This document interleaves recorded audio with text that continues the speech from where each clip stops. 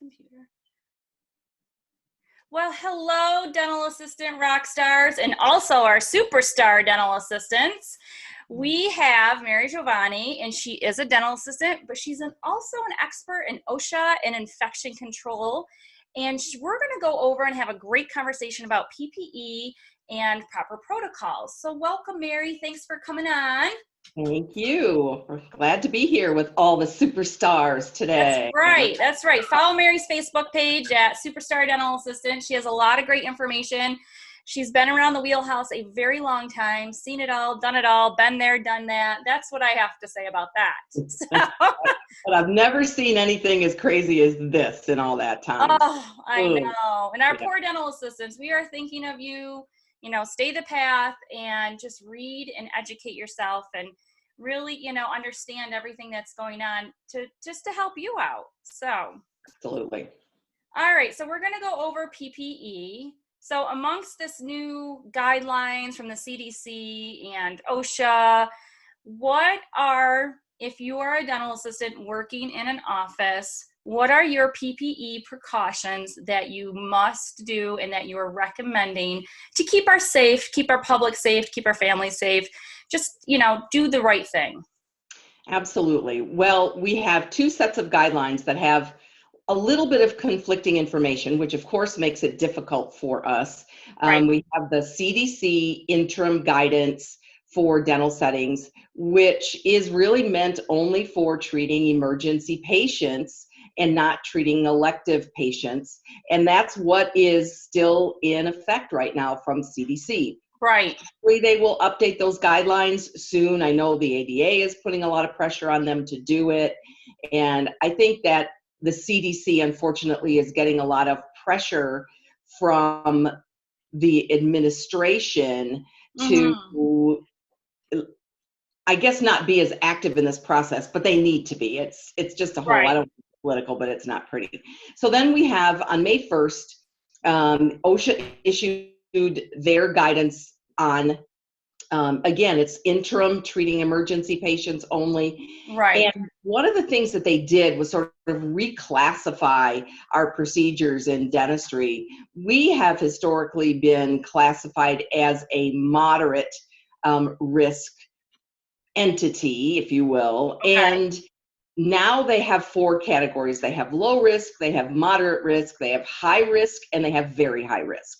Okay. So the two things that we're looking at is high risk, which is aerosol producing procedures. And that's got to really dictate what we're wearing for PPE, aerosol producing procedures. And what the CDC is saying, that even aerosol producing procedures on well patients, no risk of exposure, no symptoms, nothing of that nature, requires an N95 particulate respirator or higher. Okay. So there's no mention in the OSHA guidance of level 3 masks, which is interesting. It's a little different from CDC. And then the very high risk category, of course, would be somebody who we suspect or we know has COVID. And actually, if they were a known COVID case, they shouldn't even be treated in a dental office. They should be treated in a hospital setting where there's an isolation room for them to. And the thing is we need to start screening these patients from the initial phone call. That is what, my protocol is going to be in our office, is that from the initial phone call and confirming that the day before, calling them, sending out emails saying that if you have a fever, please stay home. Because I don't want them to come to the office and go through all that only to have a fever or tell us, oh yeah, I was tested yesterday. Right. So we really need to be on top of it, because I really feel like it's going to affect dental offices, that if they do get suspected, what if they do test positive? Now you have to shut down your practice and have anybody that came in contact. And now in New York, they're doing contact tracing. Right. So there's all those steps that we really need to implement it from the first phone call. Absolutely. We've got to be screening. And I would encourage practices to contact their liability insurance carriers, because in some cases they are requiring practices to have some type of a disclosure or disclaimer statement signed by the patient that they've been, and this was probably a good idea all along, that they've been Right. accurate in their questionnaire and on their health history, and they understand the risks of being treated during this pandemic, but we're also relying on them to be honest with us. So yeah, Right. temperature scanning when patients come in the office, making the patients do hand hygiene when they come in the office, those are all big changes that I think practices need to be meeting and talking about and Right. getting their act together. I was going to say something else, get their act together so that they all are on the same page. They're all Yes. conveying the same message, which is we are acting out of an abundance of caution here to make you safe, but to keep us safe too. And So we're not putting these things in to make our lives difficult. It's to make things safer for us to do dentistry. And I don't want to be, and I keep telling the assistants that I'm in contact with, I don't want your office to be the office that's in the news. oh goodness, no. We haven't have any dental offices in the news. Let's not be the first one. No, Let's, because that let's would see be what's far needed more to do. disastrous. Yeah, that would be Yeah. far more disastrous. Sorry to interrupt you, Julie. That's right. If people think it's been financially a hardship to be closed for now going on 6 weeks in some cases, Right. if a practice had a case traced to them, they probably would not survive it financially. That would just be so disastrous. And if a practice was not following what the prevailing guidelines were from CDC, from OSHA, and somebody decided to sue over that risk of exposure, Right. they're done. Their liability insurance probably won't cover them. No. They're just going to be in a bigger world of hurt. And so in the haste to open up, a lot of people are saying, well, we can't get this, we can't get that, so we're just going to do it anyway. And the reality is that if you don't have the right PPE, you shouldn't be treating patients. Right. Be doing it. And that's what I tell these girls, the assistants, that if you go in your office and they have all the proper protocols in place, then yes, see emergencies for right now. Do what your state governor or your health department has recommended. But if they don't have the proper protocols into place, then you have to do what's right for yourself and your family. And if you're worried about not getting unemployment, that's a different story. You would probably have a leg to stand on because you didn't have the proper things in place. I said, Exactly. hopefully most offices are putting the proper things in place when they can get the supplies to put the proper things in place. Right. But I'm glad you mentioned that about when they can get them, because there are so many people that are just reacting to all the information that's been out there, excuse me, in the past, that, well, you can't get N95s and you can't get KN95s. We can't get level 3s. We just can't get it. And they don't keep trying. Right. And they may keep trying with their distributor that they have a relationship with. Right. And if their distributor says no, they don't go any further to look where they could get them from somewhere else. Now, having said that, I know that there's a lot of controversy about these KN95 masks being fake in some cases. I don't know that I trust those KN95s to begin with. I got a sample of one yesterday to look at, and it's got perforations all over it. So what good does that do? Right. It keeps you cooler, it helps you breathe better, but it also lets the aerosols in. So that's crazy. Yeah. And I know some of them had issues and were pulled off a list and had paperwork issues, and they are legit and they do their 95% filtration and stuff like that. But we just have to, look at the list and make sure that what we're using is appropriate and not real, I guess. So proper PPEs for the assistant. What should we be doing from a standpoint of when we come into the office? What are you recommending? I am recommending that everyone on the team comes into the office in street clothes. Yep. And they change into scrubs when they're at the office, and then they have to wear, a gown over their scrubs when they're treating patients, when they're doing those aerosol producing procedures. So, and now, right now, while we're in the middle of the pandemic, when we do not know who the COVID positive patients might be, if they're pre-symptomatic, then we have to assume that every procedure is an aerosol producing procedure, because we know that simply breathing or talking can release some droplets. So they Yes. put a gown on, whether it's a reusable one or it's a disposable one. It's up to the office to choose. But right now, the CDC guidance says that those must be changed after every patient. Right. And I understand that that's an expense, that if we're going to re-launder them, that's somebody's going to be doing laundry all day for these Right. things. But keep in mind that this is temporary. We may not have to do that forever. Right. And some practices are just blown away by, why do we have to wear gowns? Well, we've always had to wear them. Yes, we have, all the way back to 1991 in the bloodborne pathogen standard. Last time I checked, we always had to have our arm covered, and the gowns have to cover your lap, and Exactly. we should not have our arms exposed. I mean, yeah, and the only real difference is that OSHA allowed us in the past to wear that same gown until it became visibly soiled. Right. And for now, the CDC is saying, no, it needs to be changed after every patient because there's potentially infectious droplets on it. So, people are freaking out about that, but they're not understanding that, patients are going to be observant about those kinds of things. They're going to want to know. They're going to want to see you put that PPE, that clothing on when you come Right. into the room. So yeah. So that's the N95s and the gowns are probably the biggest change, and then Yes. followed by the use of face shields. And Yes. I think that face shields are good and probably should have been considered more in dentistry all along because of aerosols. We've always had this exposure to aerosol, measles, Legionella, influenza, all those things. Mm-hmm. So face shields, chin length face shields. And then there's a lot of talk about, should we wear a hair cover? Should we wear shoe coverings? Yes. Nobody's requiring it. There's suggestions. Hair covering, maybe not a bad idea because your head.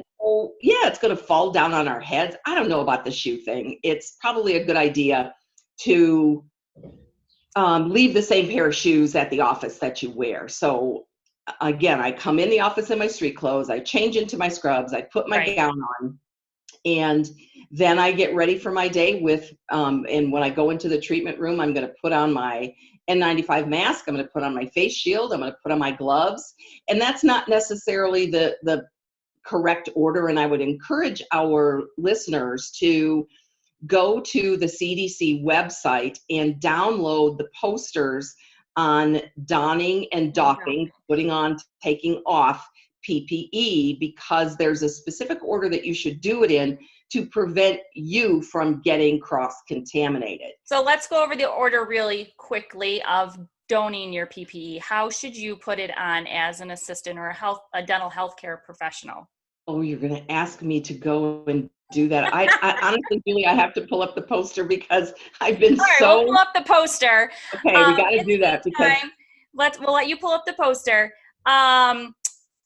Let's go over some of the things that we should be aware of the N95, because there's still a lot of confusion. And now I'm hearing issues with dental assistants or dental healthcare practitioners that are feeling lightheaded, that are having issues with tingliness in their arms.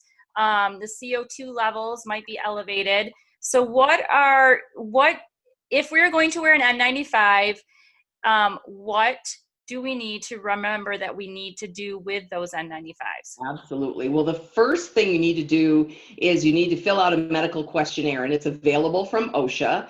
And not everybody can wear an N95. Right. If you have any respiratory problems, if you have any circulatory problems, and it may make you lightheaded, although I also know people that use that as an excuse. Well, I get lightheaded, so I can't wear one.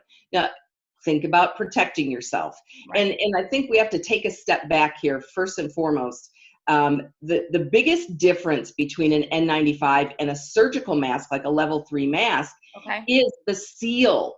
The particle filtration and the fluid resistance is pretty much the same. But it's in the big droplets of any type of virus or bacteria won't get through those masks. But the tiny, less than a micron, excuse me,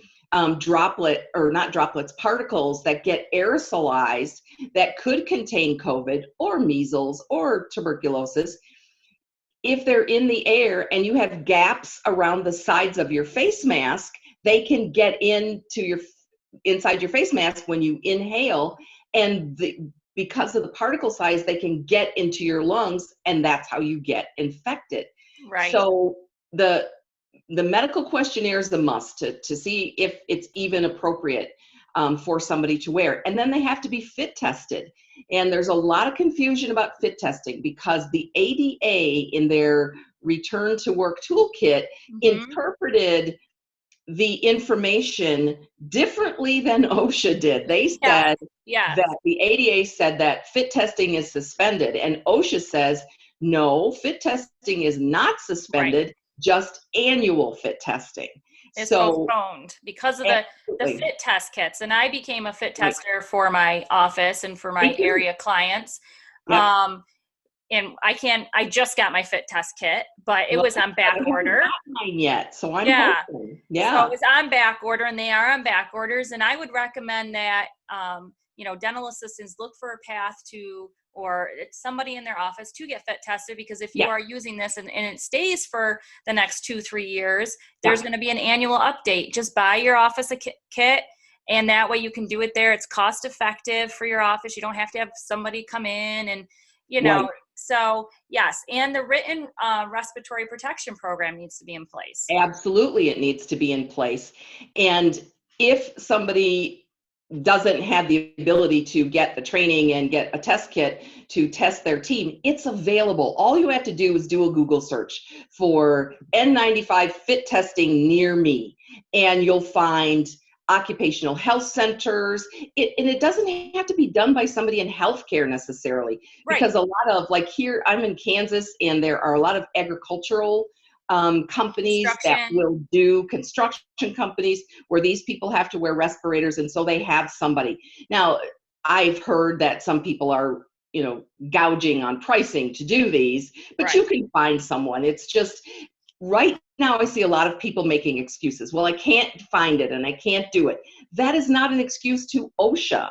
And so if you truly can't, you're in such a rural area where there's absolutely nobody, then you better be documenting every place you searched to try to get fit testing done and everybody you contacted, because if you got inspected or if you got audited by OSHA, they're not just going to take your word for it that, I couldn't get fit testing, or I couldn't get N95s. You better have good documentation that wasn't possible.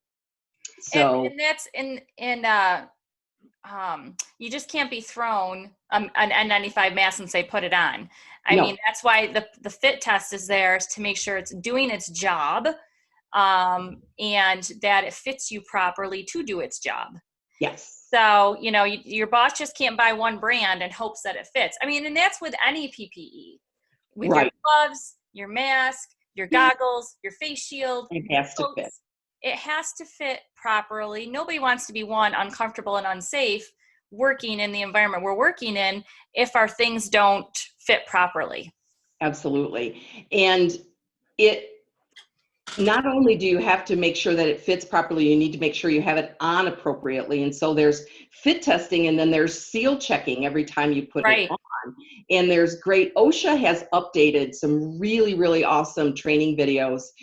We can post this up on the pages that explain the differences in the respirators, that talk about putting or demonstrate putting on an N95 face mask and taking it off. I love, there was a picture on some website the other day, or some Facebook page the other day, with a dental assistant who was complaining because the elastics on the N95 were scrunching her ears. She had it on wrong. You put that top elastic up over the top of your head, not over your ears. So hopefully she got my message that said, "Ooh, it's not on that way."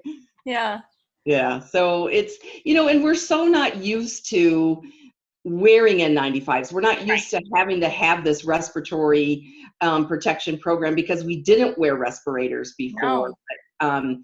It's just, there's everything coming at us at once. I think that's making it so confusing. And Everybody wants specific answers. In dentistry, Oh, we absolutely. love things black or white, right or wrong. And Yes. right now, everything's gray because we don't have a lot of research. We still don't know everything we need to know about this virus. And people expect that there's answers out there, and there may not be. So we have to do the very best we know how. Yes. So did you find the poster on donating? Yeah, I found the Okay. directions. So let's go through putting it on, donating. Yeah. So what's the first thing? So CDC says, first of all, to identify what you need to wear and get it together. Then you perform hand hygiene using hand sanitizer. Then you put on your gown. Okay. Then you put on your N95 face mask. And then you Okay. put on a face shield. And then you do hand hygiene again. And you can, again, do it with hand sanitizer and then put your gloves on and then go into the room. Although I might be putting my gloves on right as I'm entering the room or in front of my patient. Right. And this, again, is all available in posters from the CDC. CDC. Yep. We'll put the links in our Yes. our podcast, and when we share it on Facebook, we'll put all the links there for everybody so that there's no question, and you can download the posters and print them for your office, hang them, and they should be hung in your employee room so that people know, because some people don't know. We just tend to put it on and think it's all on, and there is proper ways to do it. So taking it off now, you're done working with your patient. Yep. First of all, we have to remove our PPE in the room. Does not leave the operatory, right? Right. You take off your gloves and you throw them away. You take off your gown, and then you can exit the treatment room. Then you do hand hygiene. Then you remove your face shield. Then you remove and discard your respirator if you are not going to be reusing it. And then you do hand hygiene again. So there's a lot more hand hygiene going on, but you have to remember that though that PPE is contaminated. So again, we take our gloves and gown off in the treatment room, most likely items to be highly contaminated. We don't want them to leave the room. Then you leave the room, leave your face mask on, do hand hygiene, take off your face shield, take off your respirator, your face mask if you're going to be changing it, and then do hand hygiene again. So that's the proper way to do it. Now, we see a lot of the healthcare providers on the news that are wearing a surgical mask over their N95 mask to prevent it from becoming contaminated. And that is a good idea if you don't have a good supply of N95 masks.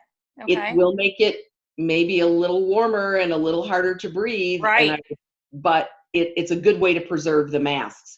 But we're hearing all kinds of crazy things about autoclaving the masks, disinfecting them, lighting them, or UV lights, putting them in the microwave. Oh yeah, if you have to keep your mask and reuse it, what do you recommend as a storage container for it, or some proper storage?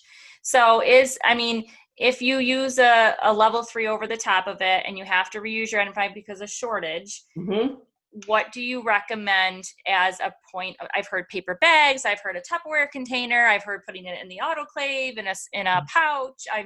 Right. It all. So well, the first thing, recommended anything? I have, the first thing I would recommend is what not to do. Do not put it in an autoclave because it gets damp, and then you negate the barrier protection that you get from it. Okay. Don't put any kind of disinfectant on it. The same thing, you degrade the filtration and the fluid resistance of the face mask. So we don't put anything on there. Now, there are some sterilizers for masks that are available. There's one on the market that actually is FDA cleared. It's a dry heat sterilizer. It's actually a version of the old style Cox sterilizer that you can decontaminate masks in, but it costs like $8,000. I saw that. I think that's the one I saw that has a temporary FDA approval or something like that. Well, I think they got their permanent FDA clearance. I think they did. But it was like $8,600. I know. So we could buy a lot of N95 face masks for that. And a lot of people are strictly looking for those molded N95 face masks, but Crosstex has an amazing, their Isolator Plus mask. Is a softer mask. It's not a molded cup one, but it's rated as an N95 mask. It doesn't gap. And those are, I'm told, quite readily available, and they're more comfortable. You can breathe better in them. So try it. It's Isolator Plus from Crosstex. All right, and those, well, I'll find the link and I'll put it in the podcast and stuff. And those are made in the U.S. They're not made in China, so that we don't have to wait for them to get here on the planes or the ships or whatever. So whatever you do to decontaminate your masks, make sure that it's something that's on the list that the CDC recommends for optimizing masks, but there aren't a lot of techniques that they approve. Now, someone in a seminar has been telling people that, because we know the virus dies in 3 days, but we don't know that for sure on a face mask, okay? They're saying have like 3 face masks and you rotate them. And so I have one I wear on Monday, and then I let it sit in some kind of a container, and the virus will be dead by Thursday, and so then I can wear that mask again. I'm guessing that OSHA would take a very dim view of that. And just because it dies on fabric in 3 days doesn't mean it's dying on that specific item. And that's, I think, the biggest issue we have right now, that there are a lot of studies that show that certain types of things work. Like the big deal now is fogging with hydrochloric acid, because it breaks down into salt and water, and we go in and we fog our treatment. Right. Yeah. Go over that. What do you think about the whole fogging? Well, first and foremost, I don't think fogging is going to be an effective thing long term, because it's going to kill until the next patient comes in. And you can't feasibly fog after every patient. You need to evacuate the area. How are you going to do it? Now, if somebody wanted to fog their office at night before they go home, great. And it's good until the first patients come in the next day, and then we start creating aerosols again. So it can't be the only thing we rely on. Plus, the other thing I think that hasn't been studied, in fact, I was on a webinar yesterday with one of the top experts on researching this whole area, that we don't know yet for sure that it actually kills COVID. They're making the assumption that because COVID virus is susceptible to oxygenation, that we know it's going to kill it in the air if we use this oxygenating product. Well, there's not a study yet that validates that. And what are we doing if we're fogging and we have lots of electronics in our treatment rooms and in our sterilization areas? What is that going to do? And then one of the things that was emphasized very heavily, if somebody was going to use that particular technique, the hydrochloric acid, is that you have to have what they call a very pure solution that's at a very specific concentration, pH balance, that if you do a home brew, which people are also promoting that, you may not have this pure product. So you're going to get more salt residue. It may not be effective. So I would say to everybody, stop trying to find the workarounds. Go with what we know. Where's the science behind it? Not just a study that was done 5 years ago on Ebola, because that's what many of these products are, aimed to kill. Off of.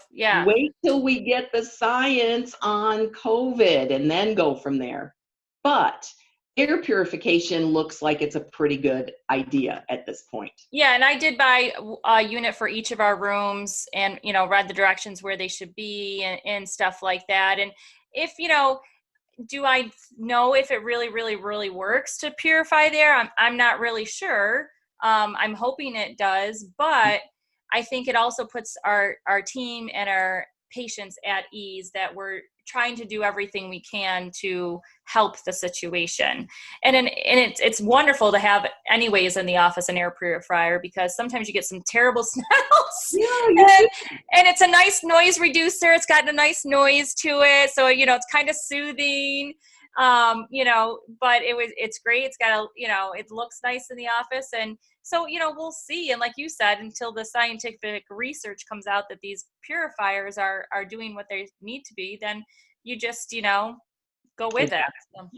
Exactly. And there's some documents, the ASHRAE, which is the heating and cooling industry standard setter.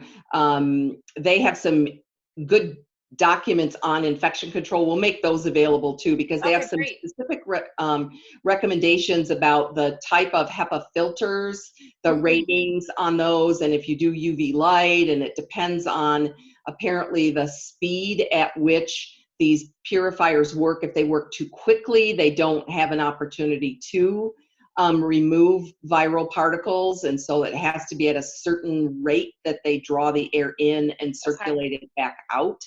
But it certainly creates a healthier environment, and something that we really should have been looking at a long time ago. We should have been way concerned about aerosols for a long time, for a lot of things. Because of measles, because of Legionella that may be in some water lines, because of influenza and colds, and also because if we're removing old amalgam restorations, some of that mercury can get aerosolized and get into the air. Now, granted, it's going to fall probably pretty quickly because it's heavy, but if it's small particles, then we are exposed to those. So we should have been worried about aerosols for a long time, and COVID just happened to shine a really bright light on it. And now I think OSHA is going to be taking a much, much closer look at us because of it. I was thinking about mercury the other day, because it's, first of all, it's the heaviest metal in the periodic table.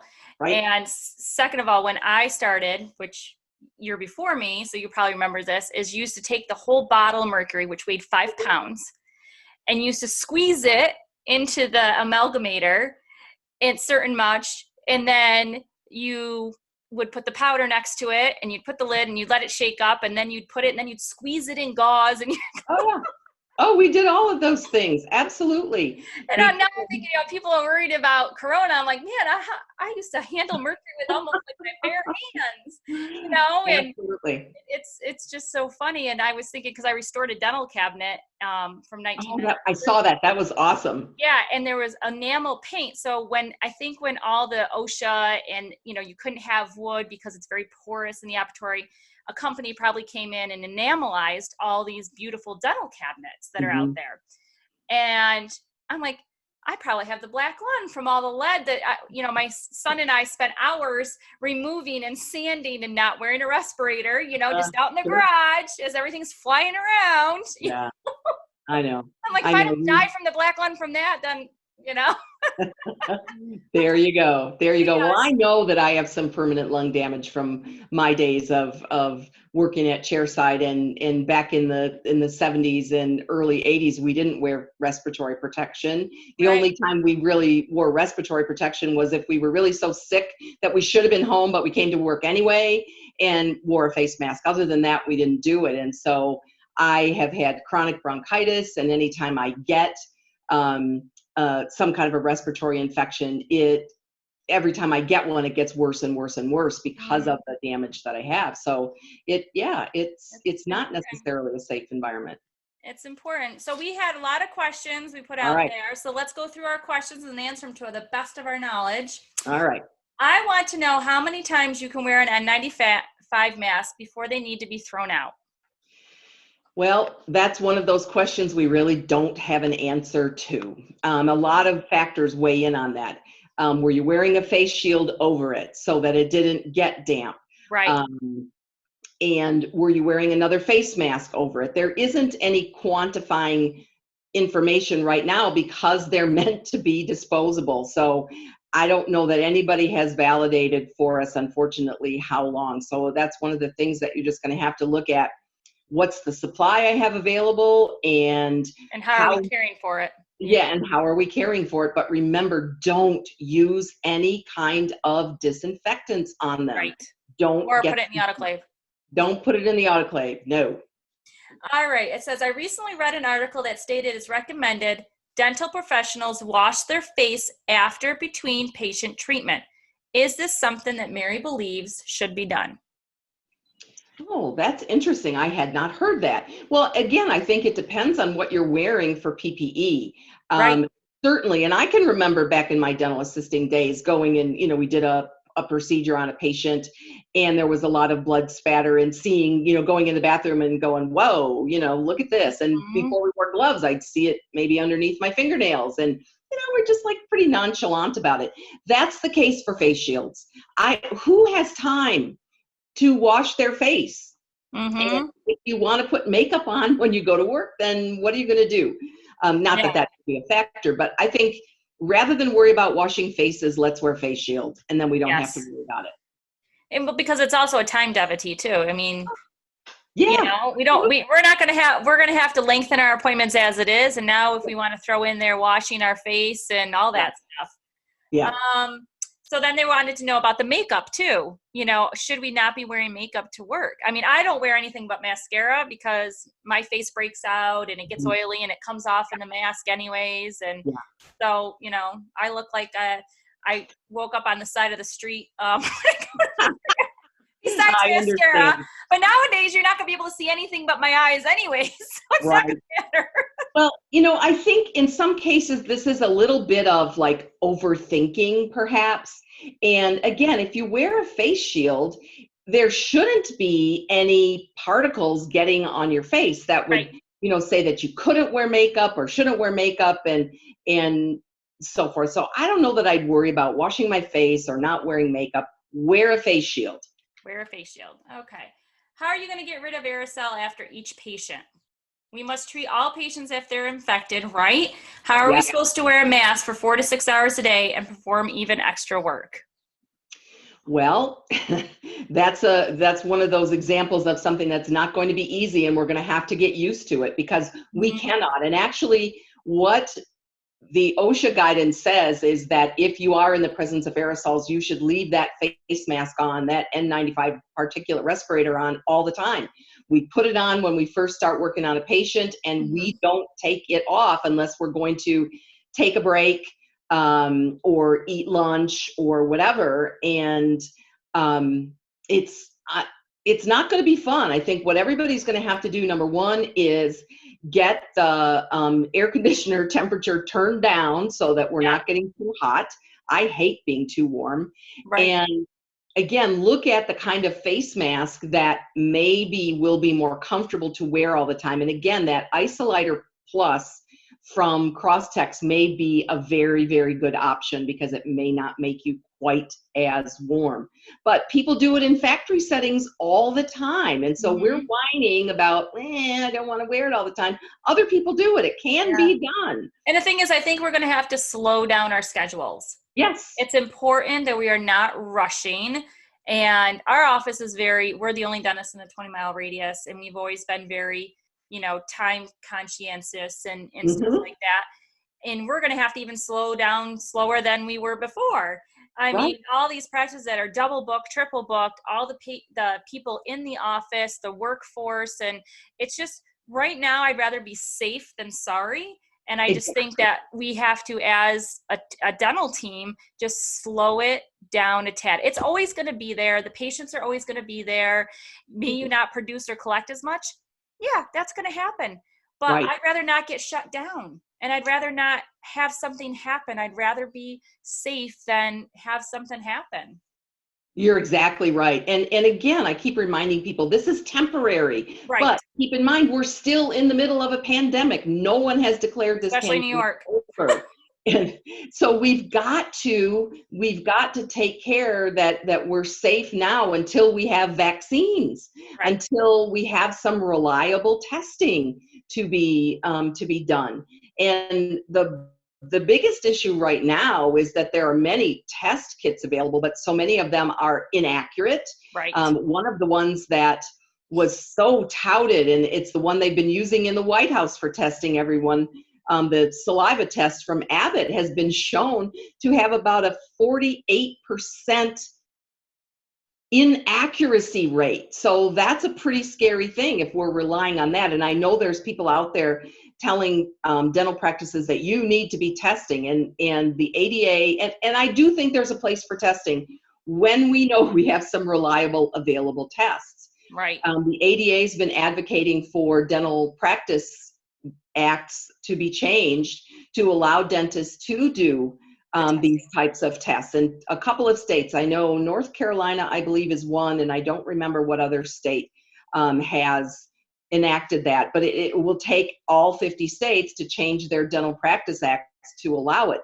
And that's great, but it's got to be something that we test at that time that the patients come in. So they come in, 15 minutes early, they spit in the tube, we analyze it, and then if they test negative, then we can treat them that day, but understanding that there may be some false negatives. So we can't back off on the PPE requirements.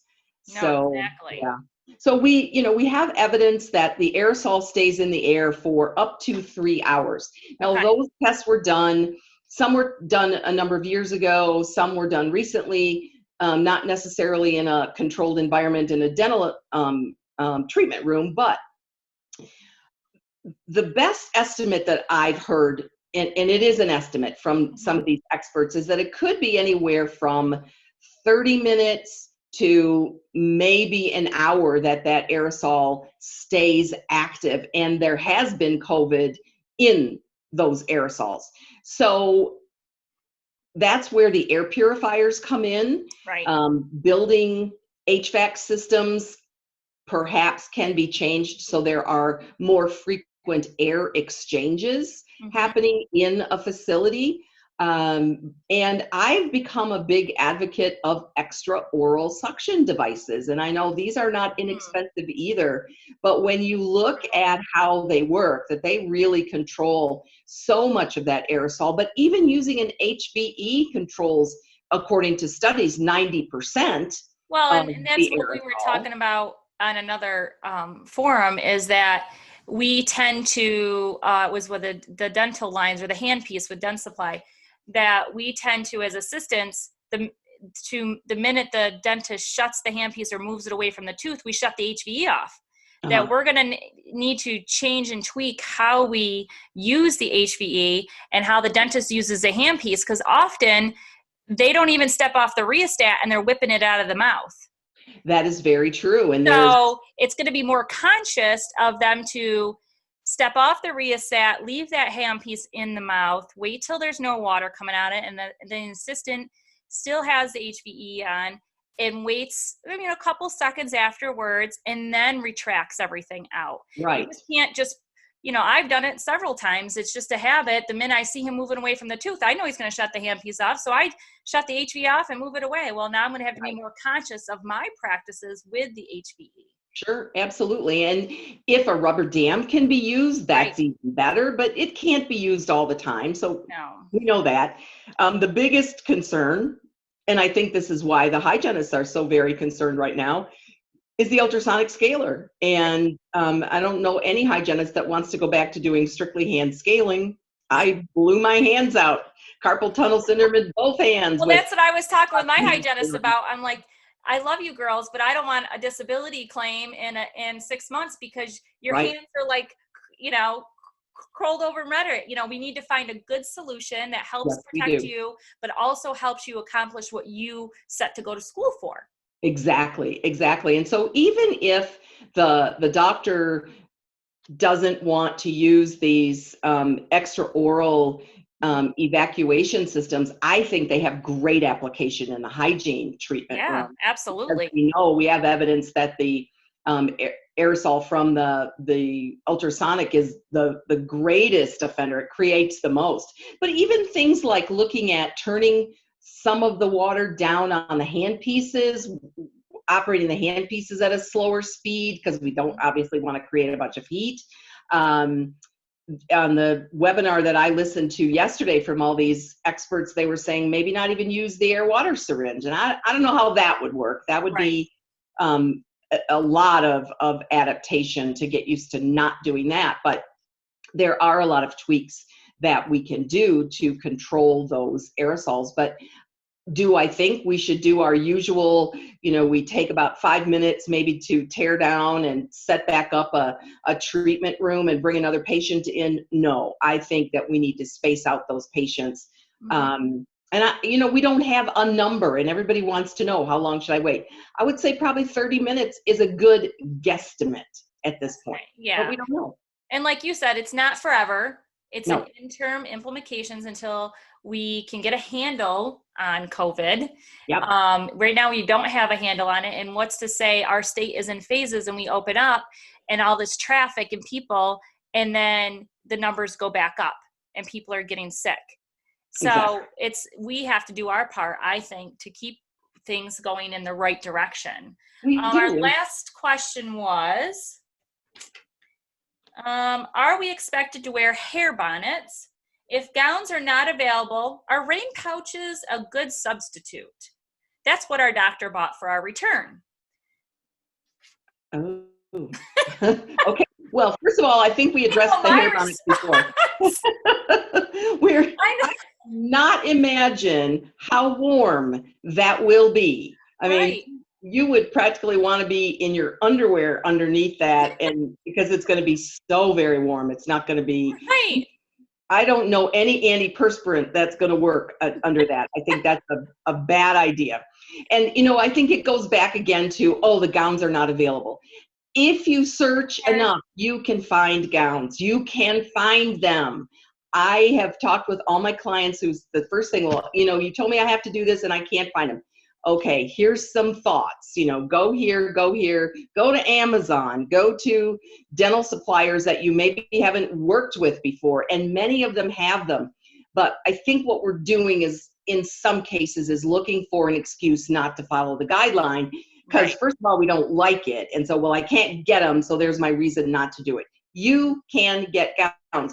You can go to Walmart and you can buy them and launder them. Yeah. It's not that gowns are not available. It's that we don't go find them. And that's what we did. We bought all new gowns, 8 apiece for each girl and for the doctor. And I will be the one doing the laundry because I'm the one implementing it. I said, I'll take on that responsibility, but we're washing them, change them every patient. That's one question I had about the gowns that I saw in a forum. And I tried to look for the answer, and maybe I couldn't really find it. And knowing my infection control stuff, it's one I've always struggled. So disposable gowns, they should go in a red medical waste, or they are normal, regular They're trash? just regular waste. You put them in the same waste container that you would put your gloves and your surgical masks in and all that. No, they're not regulated waste. And I know that there's a lot of people that are concerned or we're sending all this to the landfill. I get it. I understand. I'm probably the biggest recycling person out there, but it is temporary, it is necessary, and it's just what we have to do. But if you don't want to be sending that to the landfill, then go buy some some jackets. And I bought laundry baskets with a red bag in them, just to know that, so that patients don't go touching the garbage, and know that's our lab coats and they need to be washed and stuff. Exactly. And that is required. Your contaminated laundry, when it's in the office, either has to be in a red bag or in a container with a biohazard label on it. So that's absolutely the right thing to do. I think it's just more cost effective, and and it fits properly. They're nicer looking than, and I don't find we feel so scary looking when we're in, instead of a disposable. And you did ask about hair bonnets, and I think we went over that before, that maybe we should, I don't think it hurts. And there's all kinds of, cool ones out there that you can get. If you want to be creative, you can get on Etsy. They have them all on Etsy. Absolutely. Absolutely. But, and I think about that. I remember in my hygiene days doing all that hand scaling and going home and picking calculus out of my hair, which, made me run for the shower. And so, I think it's a good idea, but it's not required. Okay. Well, great. We got a lot of great information, and I appreciate you taking your time. Absolutely. If anybody wants to reach out to Mary, where can they reach out to you, Mary? They can reach me on my website, Mary Govoni, Govoni.com, or email me at mary@marygovoni.com. And just put podcast, if you're going to email me, put podcast in the subject line, or Rockstar Dental Assistant, something that helps me know where the question's coming from, because I don't even want to count how many webinars and podcasts that I've done. I know you've been a busy lady, and I appreciate you taking time out.